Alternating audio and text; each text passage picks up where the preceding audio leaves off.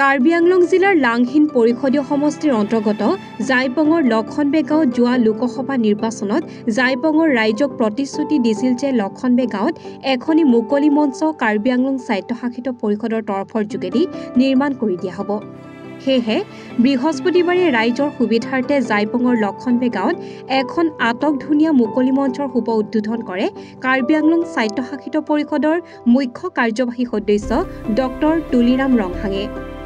আনহাতে উক্ত মঞ্চৰ উদ্বোধনী অনুষ্ঠানত মুখ্য কাৰ্যবাহী সদস্যগৰাকীৰ লগত উপস্থিত থাকে কাৰ্বি পৰিষদৰ এমএচি হেডচিং ৰংফাৰ, লাংহিন পৰিষদীয় সমষ্টিৰ গাঁও উন্নয়ন সমিতিৰ অধ্যক্ষ কিৰণ টকবি, লাংহিন পৌৰসভাৰ অধ্যক্ষ এথেলিয়ান মুছাহাৰীৰ লগতে বিজেপি দলৰ নেতাকৰ্মীসকল উপস্থিত থাকে।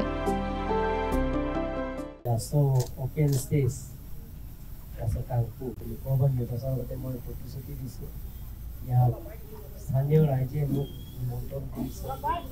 বিশেষকৈ ইয়াত বিডিচি চেয়াৰমেন লাংহিন সমষ্টিত নিৰন্তৰ ডাঙৰীয়া মোক কৈছে ইয়াত পেঞ্চেছ লাগে বুলি কৈছে। সেই প্ৰতিশ্ৰুতিৰে আখৰে আখৰে আজি পালন কৰা হৈছে। আজি মই উদ্বোধন কৰিবলৈ আহিছোঁ। গতিকে স্থানীয় ৰাইজৰ সকলো মোৰ ফালৰ পৰা ধন্যবাদ দিছোঁ। আৰু ফুলনিৰ পৰা বীৰেন গোৱালাৰ ৰিপৰ্ট, এনিভাৰ 24।